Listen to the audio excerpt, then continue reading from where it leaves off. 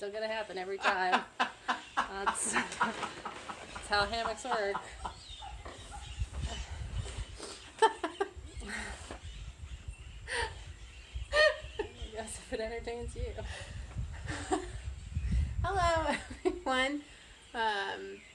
Greetings from Puerto Armuelles, Panama. Still in Panama. And if you look at a map at Puerto Armuelles, you might say to yourself, well, that is on the Pacific coast, and I thought they were going up the Atlantic coast, and do we have an update for you? So what has happened? We made our plan to go paddle around the Boca de Toros Island. As usual, all of a sudden everything happened the day before we were to leave for that. So the night before we left, we got to meet up with Lucy, her husband Bram, and her daughter Maya. And they are... Yeah, Lucy's been super supportive for years now, I think, as she's commented and encouraged us from afar.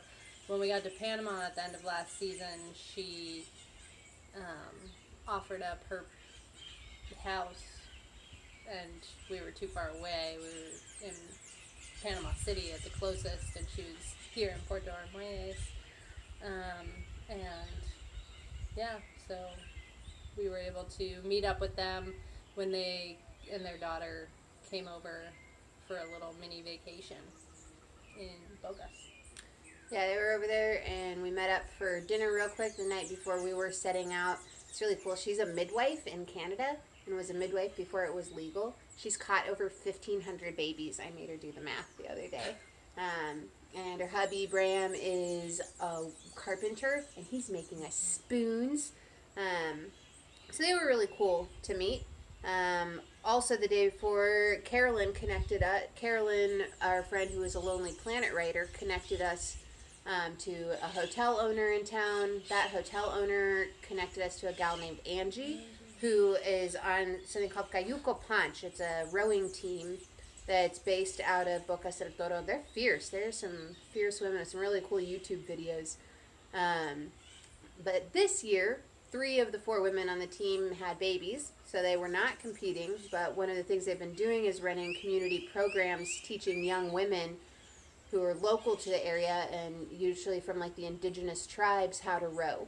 And so their group, Qhapaq, are being supported in that by a nonprofit called Give and Surf, who are at work in the Boca del Toro region, which is actually one of the most, or actually I think the most impoverished region in Panama, despite having its #1 tourist destination. So this program is aimed at indigenous communities and specifically focuses on education and kids and getting them into extracurricular activities, boats to take them to school, that sort of stuff. So that's who we're going to get to support this month. So that's what happened the day before we left to paddle around the Boca del Toro Islands. And then the next morning we headed off and ended up paddling, 110 kilometers? 111. Around the islands, depending on whose GPS you look at, right? And we just kind of went over to Isla Bacimentos, which is a big preserve and has these unique red frogs on it, and a cave, which was super cool to see. With bats and fresh water and a really deep swimming hole. Yes. And then, paddled around the south end of Bacimentos over to the Zapatilla Islands, which are also a part of the reserve, and because of the very important role they play within turtle reproduction. A lot of the turtles breed and lay their eggs there. I think they have 3 or 4 different endangered species that go there to reproduce. And then over to Tigre and Cayo de Agua and around those. Yeah. And then big San Cristobal was the last yes, one that we came around. So we got a pretty cool tour of the island. We got to see some really cool mangroves, dolphins. We need to see if the GoPro footage caught those. Reefs. Yeah, reefs. We saw one sea turtle. I saw some manta rays, lots of fish, lots of birds, and so many frogs. One of the nights we camped on a pier, and there were like these crazy bright green with big black spots and weird purple rainbow frogs. And so... ranging from like this big to probably about that big, so a couple inches across. So it was a really cool chance to explore the area. We also got some more experience in the boats. Continued to have some struggles in terms of just not familiar enough with them yet to do anything too terribly big, but we're able to hone in and start working on some of those things and improving our skills in that. And practicing our different strokes for adjusting to different waves and wind and currents and things like that. Along that week, I lost, my cell phone. Took a swim. I fell out of my boat and onto a sea urchin, and then my phone went in the water, so it went the way of my headlamp, which rotted. What's the ocean word for rotted? I don't remember. Anyway, salt water got in that, so I don't have a headlamp, I don't have a cell phone, my sleeping pad threw a hernia, I lost my hat. It's kind of been a pretty tough start to a season for me, actually. But we made it back to Bocas with very little in the way of plans, like not really knowing what we're doing, just kind of knowing that I wasn't comfortable in heading out onto big water yet in terms of how much control and energy I had of my boat.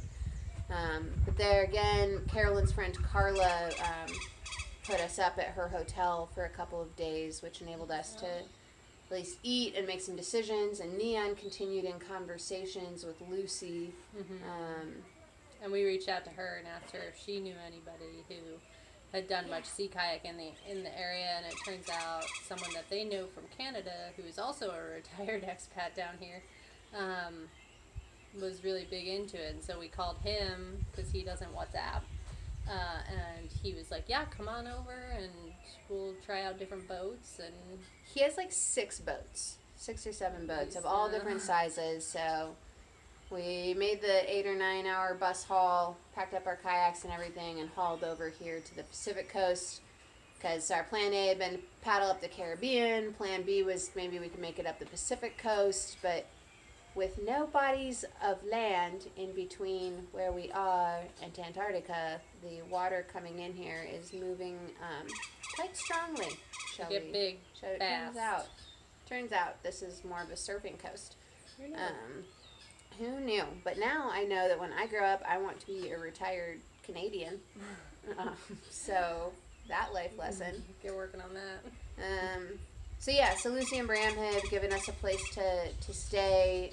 Richard went with Robin on a kayaking trip, which has kind of given us a chance to take a step back, take a breath, and actually formulate a plan rather than just trying to react to things. So we are now here we are on with our plan. Plan C. This is our map. This is our map. This is my notebook. I never listen to the trail show. Neither should you. Nope. Okay, so what are we doing going forward? Well, in thru-hiking we have a thing called flip-flopping, where instead of just continuing along like in whatever direction you're going, you skip a section and then walk it in the opposite direction. So whereas our plan initially had been to continue northbound based on what we have now learned about the weather and conditions and my skill level and comfort, is we're going to try to do this in a southbound direction and a little bit different. This plan, Plan C, actually came to us courtesy of Bowtie Matt. Before we set out, we're actually looking over this map and talking it over.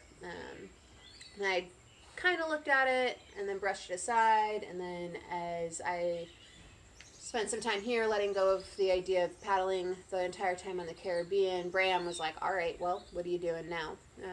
And that brought us back around to this idea, which is we'll travel by vehicle up into the southern region of Nicaragua and put in on Lake Nicaragua from one of 3 points. That will connect us to a river called Rio San Juan. Rio San Juan is a pretty mellow river that goes about 200 kilometers long, and that would bring us down here. It's actually a border river. It's one of the only rivers that actually it's a border, but it entirely belongs to one country, so it belongs to Nicaragua. Then we'll cross back into Costa Rica, and then from Costa Rica, for the majority of Costa Rica, there are some canals with the option to be out at sea, and we can just paddle back down to Puerto Limon. This offers the advantage of putting the open sea experience at the end of 2 or 3 weeks of having paddled, rather than trying to do that first. So, starting this weekend, we're going to move towards enacting that plan. So, Plan C. Plan C. If Plan A doesn't work, Plan B. If Plan B doesn't work, Plan B gets aborted. If Plan B gets aborted, hopefully Neon will bake some cookies, which she did, which are awesome, and he can reformulate a plan. So, it's been tiring, but I'm glad to have a hopeful prospect and something that I feel much more comfortable with, rather than And we've been able to do more research and find that there are about 4 tour companies that do this journey down Rio San Juan as well. At first we were concerned about crocodiles. And it being a border, but there's And it being a border. we're in contact with, we have 2 Zachs in our world now. There's Eric Zach, and this one's River Zach. River Zach actually paddled this in 2016 with some other folks, so we've got some pretty recent beta on it, which is helpful and hopeful. So Yeah, we're able to reach out to both of them. It's awesome. So please be patient. I'm sorry we haven't been updating as much. I'm kind of restricted without my phone, but we'll do our best to keep you guys updated. So thank you. Okay, bye.